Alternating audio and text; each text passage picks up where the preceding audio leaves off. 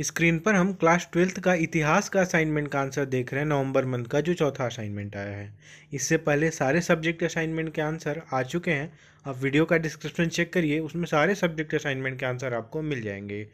पहला प्रश्न इसमें क्या पूछता है कि 1857 के प्रथम शहीद मंगल पांडे की महत्वपूर्ण भूमिका के बारे में लिखिए। तो मंगल पांडे 1857 की क्रांति में शहीद हुए थे, ये हम सबको पता है। उनकी जो भूमिका थी उसके बारे में हमको लिखना है। तो अंग्रेजों के खिलाफ ये माना जाता है कि सबसे पहले सिर उठाने वाले भारतीय संग्राम में पहले क्रांतिकारी के तौर पर विख्यात मंगल पांडे ने पहली बार मारो फिरंगी को नारा देकर भारतीयों का हौसला बढ़ाया था। इनके विद्रोह से ही प्रथम स्वतंत्रता संग्राम की शुरुआत हुई थी। आज 19 जुलाई 194 जयंती है। 29 मार्च 1857 को मंगल पांडे ने अंग्रेजों के खिलाफ मोर्चा खोला था। उन्होंने कोलकाता के पास बैरकपुर परेड मैदान में रेजिमेंट के अफसर पर हमला कर उसे घायल कर दिया था। उन्हें ऐसा महसूस हुआ था कि यूरोपीय सैनिक भारतीय सैनिकों को मारने आ रहे हैं। उसके बाद उन्होंने यह कदम उठाया था। वे ईस्ट इंडिया कंपनी में सैनिक के तौर पर भर्ती हुए थे, लेकिन बाद में उन्हें ब्रिटिश अधिकारियों ने भारतीयों के ऊपर अत्याचार को देखकर अंग्रेजों के खिलाफ सिर उठाया था। तो ये हमारा उनकी भूमिका थी। उन्होंने ही सारी चीज़ की शुरुआत की थी। 1857 की क्रांति के जनक कहे जाते हैं। इसके बाद सन 1857 के विद्रोह का स्वरूप क्या था, लिखिए। तो यहाँ पे 1857 के विप्लव का स्वरूप क्या था, इस प्रश्न पर विद्वान एकमत नहीं है। 1857 से 58 में कुछ अंग्रेजों की यह मान्यता थी कि विप्लव जनसाधारण द्वारा असंतोष अभिव्यक्त का एक उदाहरण था, किंतु अधिकांश ब्रिटिश लेखकों ने इसे मात्र सैनिक विद्रोह की संज्ञा दी है। ईसाई मिशनरी तथा आध्यात्मिक विचारधारा के लोग ईश्वर द्वारा भेजी गई विपत्ति समझते थे, क्योंकि कंपनी प्रशासन ने भारतीय प्रजा को ईसाई नहीं बनाया। कुछ अंग्रेज लेखकों ने इसे हिंदू मुसलमानों का ब्रिटिश सत्ता को उखाड़ फेंकने का षड्यंत्र भी बताया था। इन विचारों से ठीक विपरीत 1909 में विनायक दामोदर सावरकर ने इसे प्रथम स्वतंत्रता संग्राम कहा। अतः इस विप्लव के स्वरूप के बारे में आज भी मतभेद विद्यमान है। सर जॉन सीले के अनुसार 1857 की क्रांति पूर्णतः राष्ट्र तथा स्वार्थी सैनिकों का विद्रोह था, जिसका ना कोई देशी नेतृत्व था, ना जनता का सहयोग। सर जॉन लॉरेंस ने इसे भी केवल सैनिक विद्रोह बताया है और इसका प्रमुख कारण चर्बी वाले कारतूस बताया। पी रॉबर्ट्स भी एसएल विशुद्ध सैनिक विद्रोह मानते थे। वी स्मिथ ने लिखा है कि यह एक शुद्ध रूप से सैनिक विद्रोह था, जो संयुक्त रूप से भारतीय सैनिकों की अनुशासनहीनता और अंग्रेज सैनिक अधिकारियों की मूर्खता का परिणाम था। इस प्रकार लगभग सभी विदेशी इतिहासकार इसे एक सैनिक विद्रोह मानते हैं। प्रश्न 3, 1857 की क्रांति के कारणों पर विस्तृत लेख लिखिए। तो यहाँ पे 1857 की क्रांति के कारण।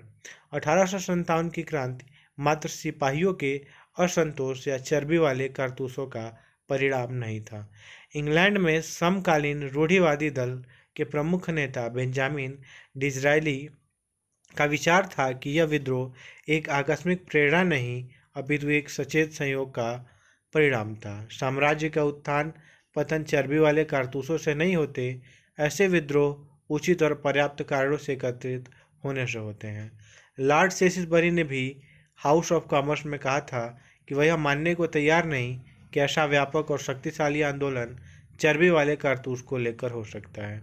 वस्तुतः यह क्रांति औपनिवेशिक शासन के चरित्र, उसकी नीतियाँ और कंपनी के शासन के प्रति जनता के वंचित असंतोष और घृणा का परिणाम था। एक शताब्दी से अधिक समय तक अंग्रेज इस देश पर धीरे धीरे अपना अधिकार बढ़ाते जा रहे थे, और इस काल में भारतीय समाज के विभिन्न वर्गों में विदेशी शासन के प्रति जन असंतोष और घृणा बढ़ती की में वृद्धि होती रही। इस असंतोष और घृणा से क्रांति के लिए विस्फोट एकत्र कर दिया। जैसलमेर चर्बी वाले कारतूस ने चिंगारी का काम किया। यहाँ पे राजनीति कारण लिखा गया है कि 1857 की क्रांति होने के बाद ज़्यादातर कारण डलहौजी की साम्राज्यवादी नीति से उत्पन्न हुए थे, जिसमें डलहौजी की बहुत से सिद्धांतों जैसे गोद निषेध सिद्धांत, जिसे डलहौजी ने अनेक रियासतों को समाप्त कर दिया। डलहौजी द्वारा राज्यों पर कुशासन का आरोप लगाकर कई लोगों का अपहरण कर लिया गया, जिससे कई रियायतें समाप्त होने लगी और उन पर आश्रित रहने वाले लोगों का लोगों पर इसका बहुत अधिक प्रभाव पड़ा। मुगल सम्राट के साथ डलहौजी के दुर्व्यवहार से भी जनता बहुत क्रोधित हो गई और उन्होंने अंग्रेजों का विरोध करना शुरू कर दिया।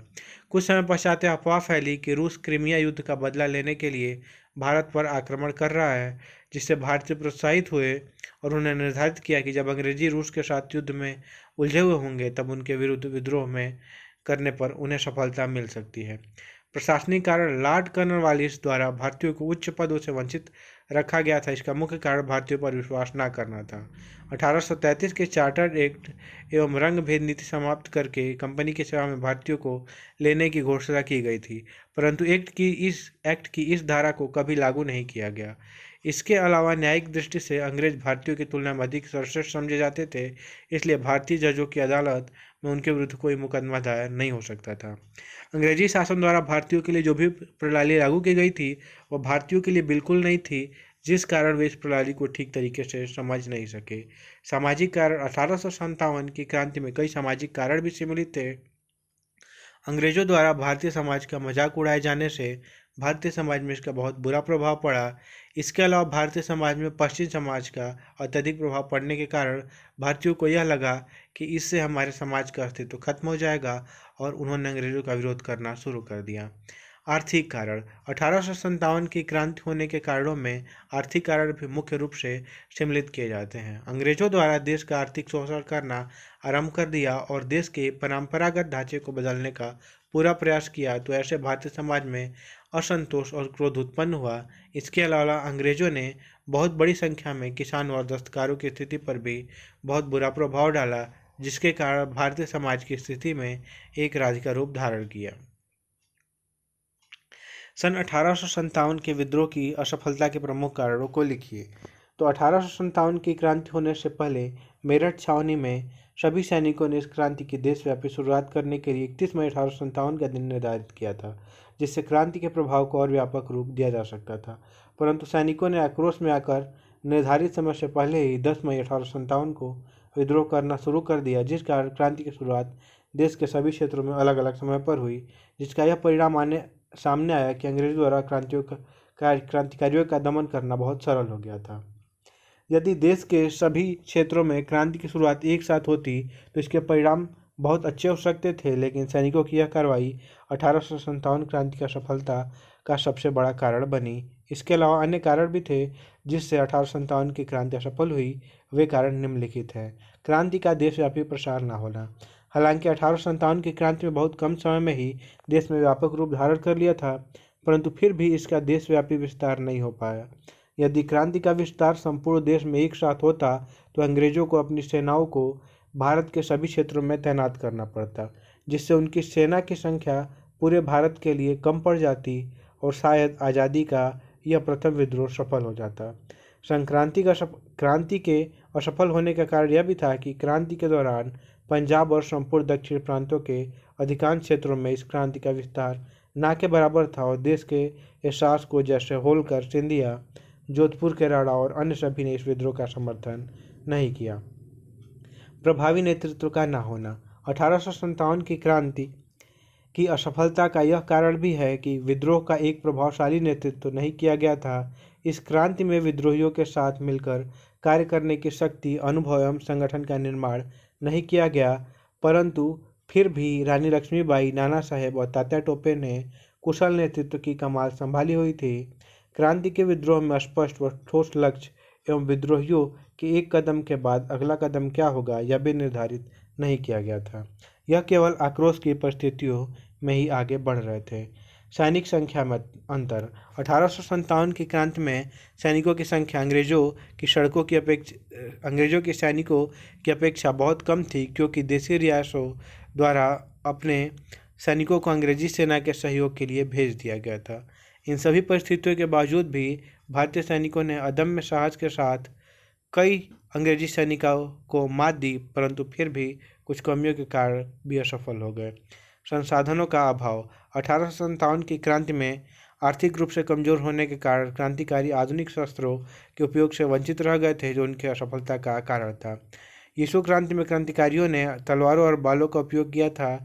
इसके विपरीत विरोधी ब्रिटिश सेना ने आधुनिक तोपों एवं बंदूकों का इस्तेमाल किया, जिससे क्रांतिकारी कमजोर पड़ गए। इसके अलावा 1857 की क्रांति में अंग्रेजों द्वारा डाक, रेल एवं अन्य सभी संचार के सत्ताधारी साधनों का भरपूर प्रयोग किया गया। आपसी फूट और बहादुर शाह के प्रति द्वेष। 1857 की क्रांति के दौरान ब्रिटिश सरकार हिंदू और मुसलमानों को गुमराह करने में असफल हो गई थी, परंतु वे सांप्रदायिक तौर पर सिख रेजिमेंट और मद्रास के सैनिकों को अपने पक्ष में करने में सफल हो गई। अंग्रेजों ने मराठों, सिखों एवं गोरखा को बहादुर शाह के विरुद्ध खड़ा करके यह कहा कि यदि बहादुर शाह के हाथों में सत्ता आ गई तो उन सभी पर अत्याचार होगा, जिससे उनके मन में बहादुर शाह के प्रति द्वेष की भावना उत्पन्न हो गई। इसके अलावा और भी ऐसे बहुत सारे कारण हैं जिनसे देशवासियों में फूट डालने और एकता को भंग करने का प्रयास किया गया था। इन कारणों से देश में सहयोग की भावना का अंत होने लगा, जो शायद क्रांतिकारियों को कमज़ोर करने का प्रमुख कारण था। तो असाइनमेंट के सारे आंसर हमने यहाँ पे देख लिए। चलिए देखते हैं PDF आप कैसे डाउनलोड कर सकते हैं।